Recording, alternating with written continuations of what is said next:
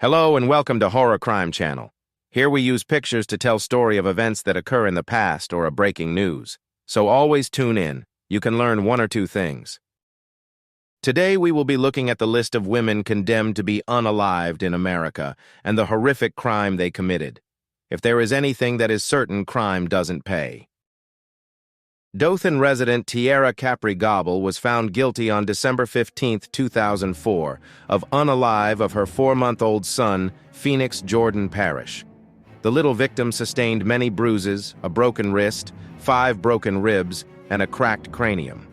According to newspaper articles from the time, an autopsy revealed that the cause of unalive was brain injuries consistent with child abuse. The autopsy showed that Phoenix died as a result of blunt force trauma to his head. Phoenix's skull had been fractured, according to court records. Phoenix had numerous other injuries, including fractured ribs, a fracture to his right arm, fractures to both wrists, multiple bruises on his face, head, neck, and chest, and a tear in the inside his mouth that was consistent with a bottle having been shoved into his mouth. Gobble received an unalive sentence on September 1st, 2005. In 2013, Gobble's petition to the United States Supreme Court for a writ of certiorari was denied.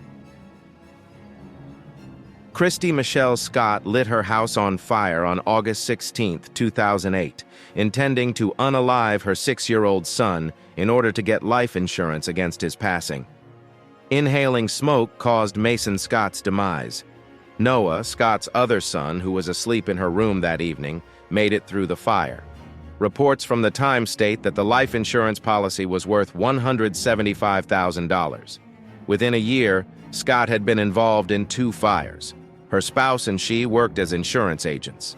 Several witnesses stated that Scott wasted time traveling to a neighbor's house to call 911 and that she did not appear scared or in a panic when the fire occurred. It was eventually discovered that she had her cell phone with her when the fire began. Scott was found guilty and given a life sentence without the possibility of release by a vote of 7-5. But at the time, the Franklin County judge rejected the jury's verdict and gave her the unalive penalty. Originally from Louisville, Kentucky, Heather Lavelle Keaton tortured and unalive Natalie DeBlas, age 4, and Chase DeBlas, age 3, at the Peach Place Apartments in Mobile, where she lived with her common-law husband, John DeBlas. In a second trial in November 2014, John DeBlas was found guilty of capital demise in connection with their unaliving people. On March 4, 2010, Natalie's body was disposed of in the woods, and on June 20, 2010, Chase was unalived and his body was disposed of in the woods. The couple gave their kids food laced with antifreeze. Since August 2015, she has been detained on unalive row. Lavelle Keaton's husband, John DeBlas, was also sentenced to be unalived. She is the first woman sentenced to be unalived in Mobile County. In July 2007, Lisa Graham Carpenter hired a hitman to unalive her daughter, Shay Graham. According to court filings, Carpenter told a friend that her daughter was wrecking her life and that she needed to be unalived. Graham was enticed from Columbus, Georgia, by her longtime friend Kenneth Walton, who promised to give her a car. He gave her 2 more gunshot wounds after shooting her in the back of the head. The Russell County trial did not start for 5 years. However, due to his deteriorating health, the circuit court judge in charge declared a mistrial shortly after the trial began. The second trial started in February of 2015.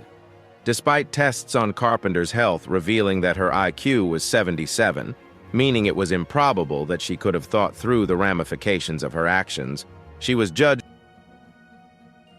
And that brings us to the end of the report, brought to you by Horror Crime Stories. Please support our channel, like, share, and subscribe.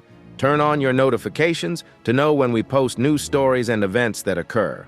Thank you for always stopping by, and remember, be vigilant and stay out of crime.